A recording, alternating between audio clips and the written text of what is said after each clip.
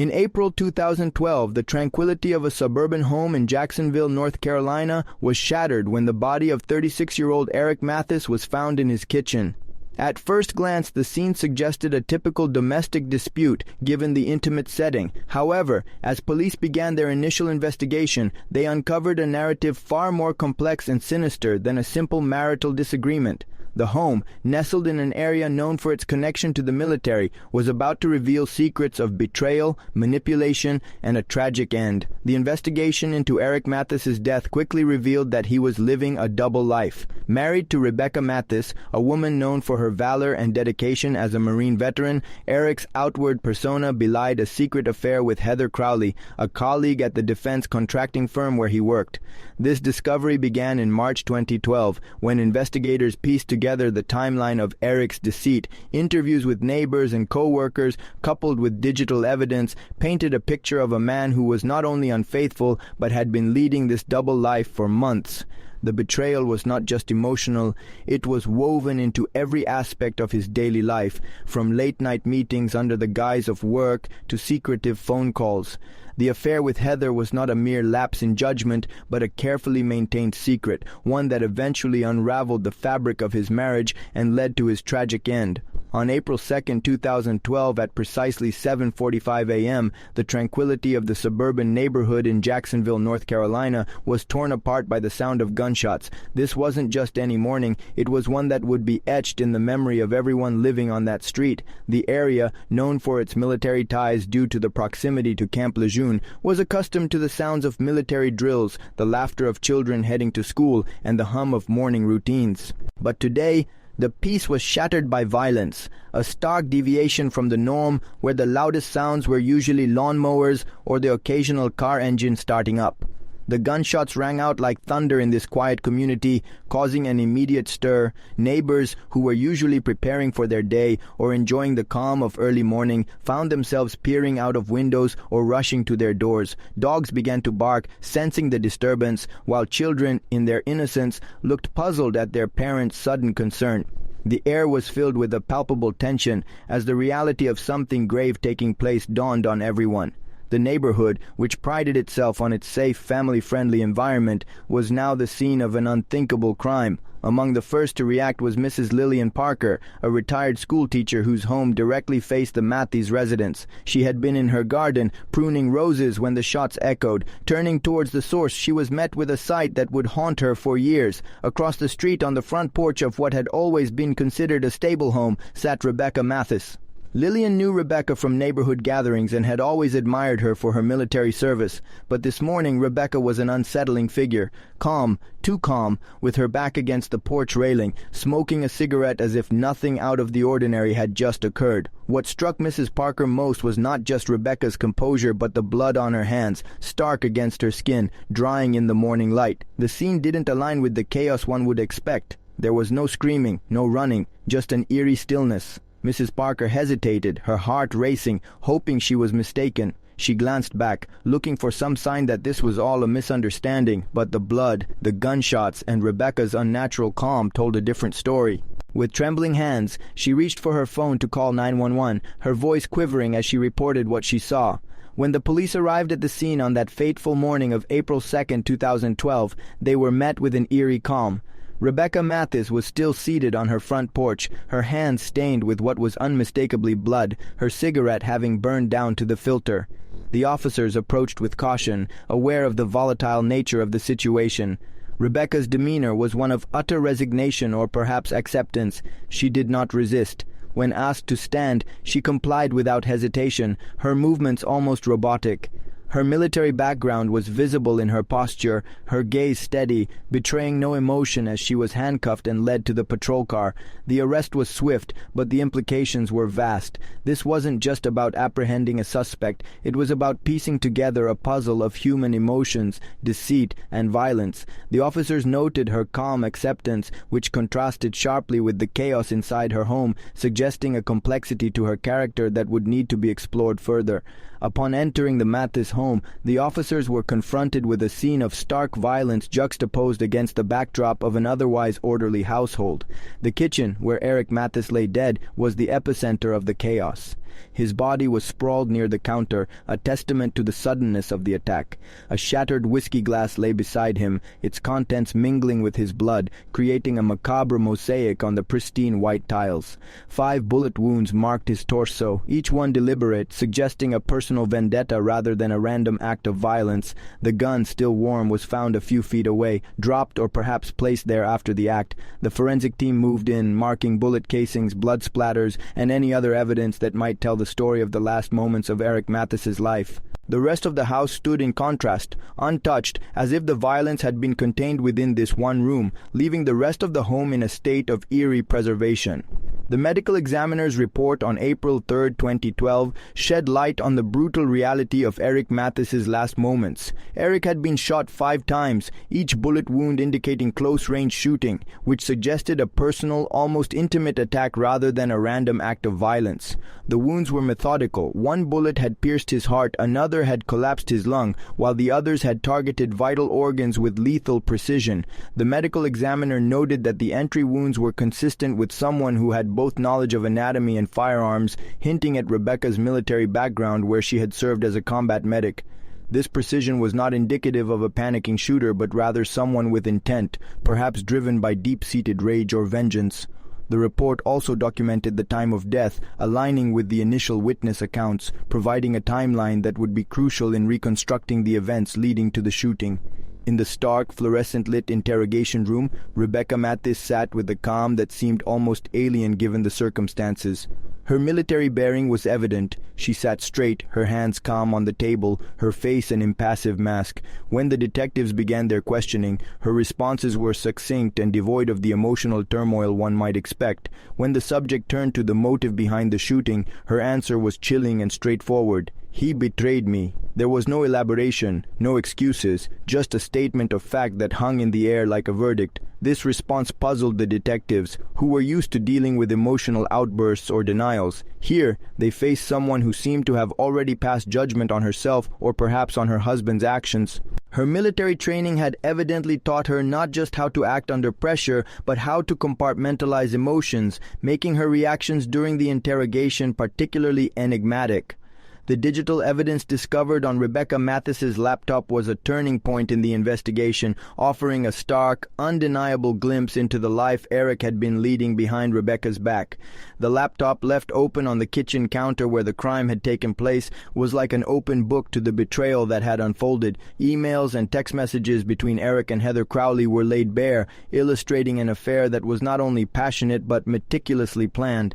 The messages were explicit, detailing not just their romantic escapades but also their plans for a future together, away from Rebecca. They talked of weekend getaways, discussions about living arrangements post-affair, and even the logistics of how they would manage to keep their relationship secret. The digital communication showed a pattern of deceit, with Eric often using his work as an excuse to spend time with Heather, a narrative that he had carefully woven into his daily life to avoid suspicion. This digital trail was crucial because it provided a timeline showing that the affair had been ongoing for months, with messages dating back to well before the murder.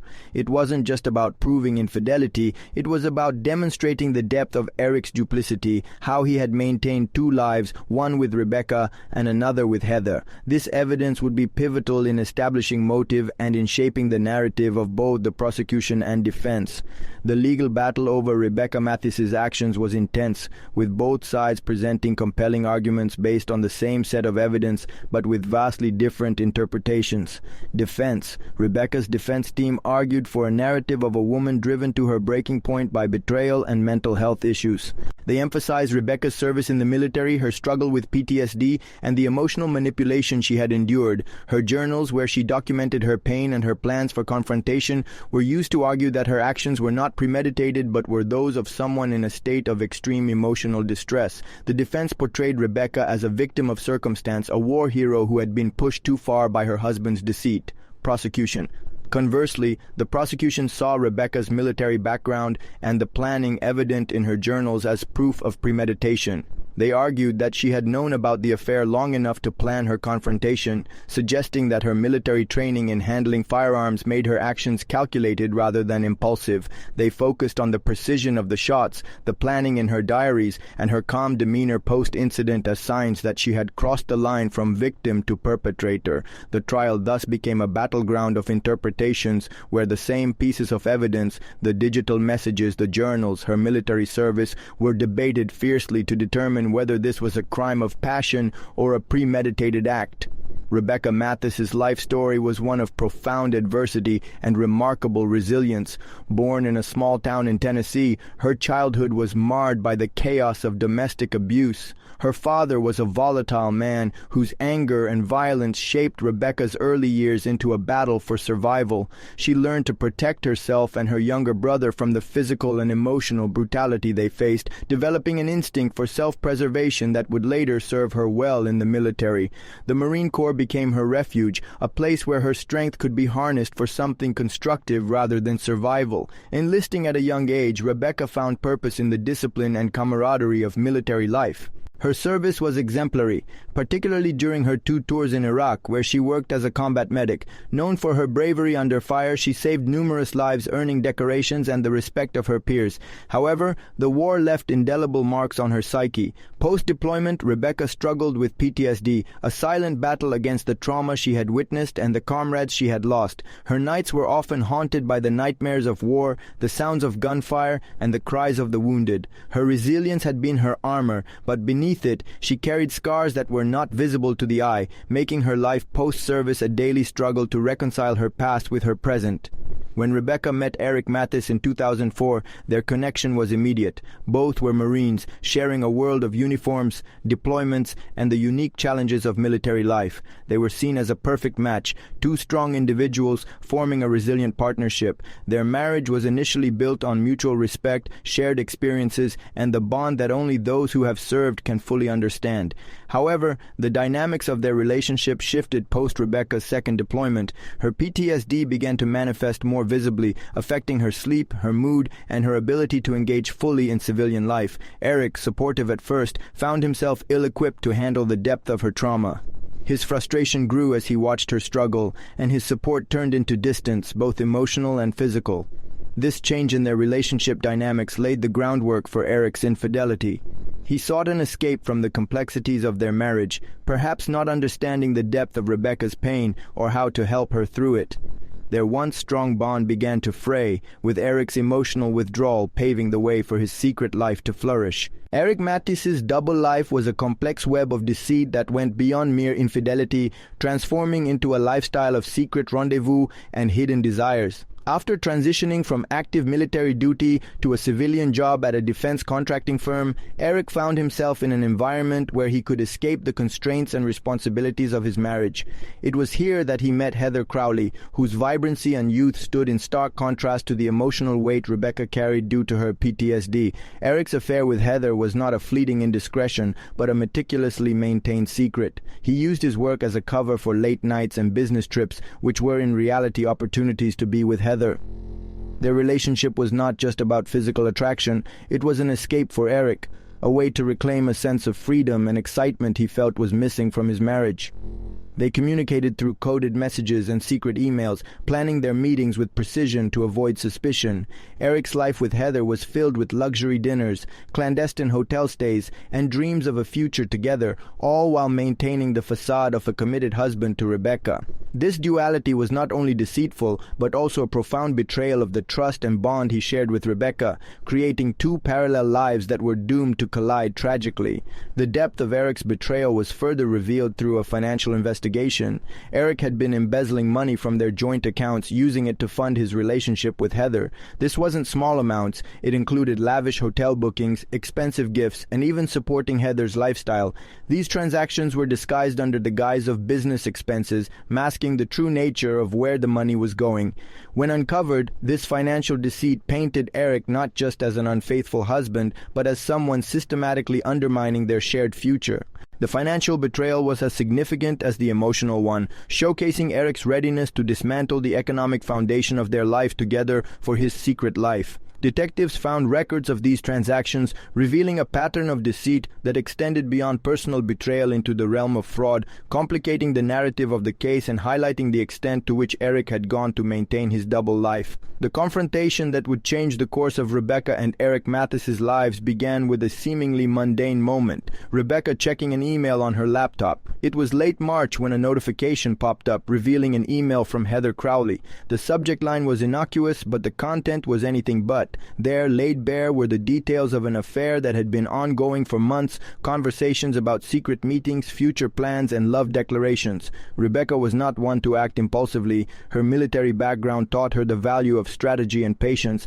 Instead of confronting Eric immediately, she decided to gather more evidence. Over the next few days, she meticulously went through his emails, texts, and financial transactions, piecing together a timeline of betrayal. Her journals, which would later be pivotal in her trial, documented her plan not for violence but for a confrontation where she could present the evidence, seeking some form of confession or acknowledgement from Eric. She prepared questions, lined up the evidence, and waited for the right moment, her military training guiding her to control her emotions and plan her moves like a chess game. The intention was to confront him in a way that might lead to some form of reconciliation or at least closure, but as the days passed, her pain and anger simmered, transforming her planned confrontation into something with potential for volatility.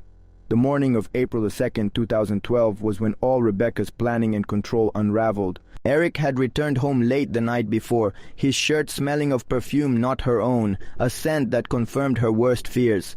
In the quiet of the morning, with the house still asleep, Rebecca confronted him in the kitchen, where they had shared countless meals and conversations. Her approach was calm at first, laying out the evidence methodically.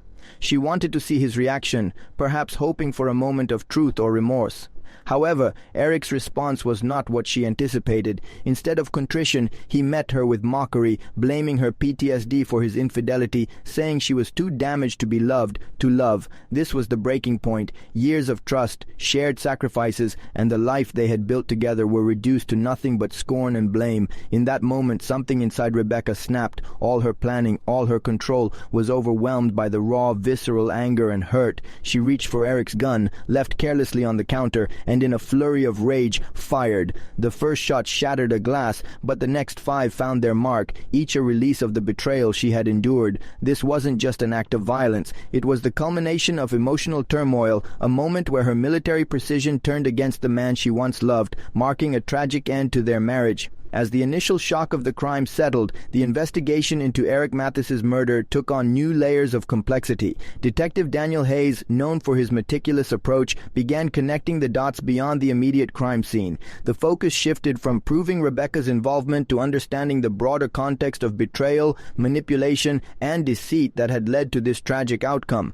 The detective started by combing through Eric's financial records, which revealed a pattern of unusual transactions. Here they found evidence of money being funneled out of the Mathis's joint accounts, not just for personal indulgences but systematically into accounts linked to Heather Crowley. This wasn't just about an affair, it was about financial deceit on a scale that suggested premeditation and long-term planning. They also delved into Eric's digital life, uncovering more emails and messages between him and Heather that had not been immediately accessible. These communications went beyond romantic exchanges, revealing discussions about how to manage their relationship discreetly, plans for a future together, and even how to manipulate Rebecca into a divorce by leveraging her PTSD. Interviews with Eric's colleagues and friends painted a picture of a man who had become increasingly secretive, often using work as an excuse for his absences. The investigators pieced together how Eric had lived a life of duality, one with Rebecca and another with Heather, all while maintaining the facade of a loving husband. This phase of the investigation was about creating a timeline, understanding motives, and revealing the full extent of Eric's double life. It wasn't just about the crime but about the narrative of deceit that had framed it, showing how betrayal in marriage could manifest in financial and emotional manipulation.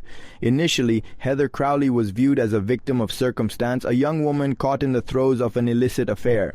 However, as the investigation unfolded, her role became far more complex. Financial records and digital communications revealed she was not merely an unsuspecting lover but an active participant in Eric's deceitful schemes. Heather had not only benefited from Eric's financial misdeeds but had also played a part in encouraging them. Emails and texts showed her suggesting ways to pressure Rebecca into accepting a divorce, framing it as a necessity due to Rebecca's mental health struggles. This manipulation suggested Heather was not just a passive participant but had her own ambitions, possibly seeing Eric as her ticket to a lifestyle she desired. Her arrest came as a shock to many but was inevitable once the evidence of her involvement in the financial schemes was undeniable. Charged with conspiracy to commit fraud, Heather's image shifted from that of an innocent lover to a calculated accomplice, complicating the narrative from a simple love triangle to one involving financial manipulation and deceit. This revelation added a new dimension to the case, showing how deeply betrayal could be orchestrated and how multiple lives could be ensnared in deceit. The trial of Rebecca Mathis was a spectacle that captured the hearts and minds of the nation, turning the courtroom into a stage for a drama of love, betrayal, and justice. From the moment Rebecca was brought in, handcuffed, her military bearing still evident despite the circumstances, the atmosphere was charged with anticipation. The courtroom was packed every day with journalists, curious onlookers, and those who had followed the case through media reports. The defense team, led by a seasoned attorney known for his empathy towards veterans, crafted a narrative of a woman undone by the weight of betrayal and the scars of war.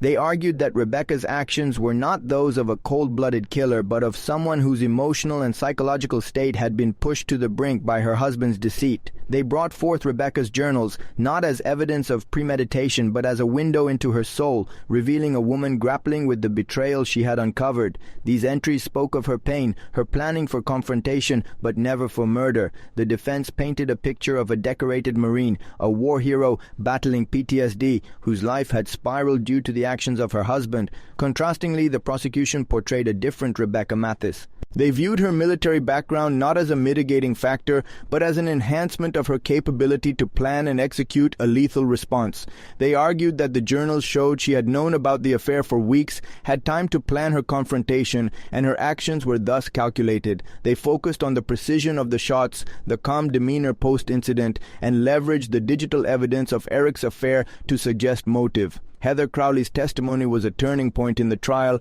where she revealed her manipulative nature and her active role in destabilizing Rebecca's marriage, adding another layer to the prosecution's case. The courtroom was filled with tension as both sides presented their evidence, witnesses, and arguments. Expert testimonies on PTSD, the impact of war on personal life, and the psychology of betrayal were juxtaposed with forensic evidence, digital communications, and financial records. The judge, known for his fairness, allowed for a thorough examination of both sides, making this trial not just about Rebecca's actions, but a broader discussion on mental health, fidelity, and justice. After an emotionally charged trial that lasted several weeks, the jury retired to deliberate. The atmosphere was palpable with the weight of the decision they had to make. In November 2012, they returned with a verdict that would shape the rest of Rebecca's life. She was convicted of voluntary manslaughter, a charge that acknowledged the provocation she had faced but also her culpability in the act. The sentence was 15 years in prison, with the possibility of parole after 10, a decision reflecting the nuanced view of her actions under extreme emotional duress. The aftermath of the trial was profound. Rebecca, now behind bars, found a new purpose in writing. Her memoir, Duty, Deception, and Despair, became a bestseller, offering insights into her life, her service, the betrayal she faced, and the events leading to Eric's death. This book not only provided her a voice, but also sparked national conversations about the treatment of veterans, the impact of PTSD, and the fine line between justice and understanding in cases involving emotional crimes. The media's coverage shifted from the sensational aspects of the trial to more reflective pieces on love, trust, and the human condition. Public discourse was rife with debates on whether the justice served was just, how society should handle crimes born out of emotional turmoil, and the support systems for those returning from war. Heather Crowley, once seen as a minor figure in this tragedy, faced her own legal battles, convicted for her role in the financial deceit, which underscored the extent of her involvement in Eric's double life. Her life post-trial was marked by public scrutiny and a tarnished reputation, a stark contrast to the image she had initially presented. In Jacksonville, the community was left to ponder the lessons from this case, with many advocating for better mental health support for veterans, a re-evaluation of how infidelity is handled within relationships, and the moral and legal complexities of crimes of passion. As we conclude this gripping tale of betrayal, murder, and the quest for justice, if you found this story compelling, make sure to like and subscribe so you don't miss out on more true crime narratives that delve deep into the human psyche, the consequences of our choices, and the legal battles that ensue. But before you go, we have a question for you. Do you think the justice system adequately addressed the complexities of Rebecca Mathis's case, considering her background, PTSD, and the emotional provocation she endured, or do you believe a different verdict or sentence might have been more appropriate? Share your thoughts in the comments below and let's continue this conversation. Remember, every story like this one not only entertains but also invites us to reflect on our own lives, our relationships, and the society we live in.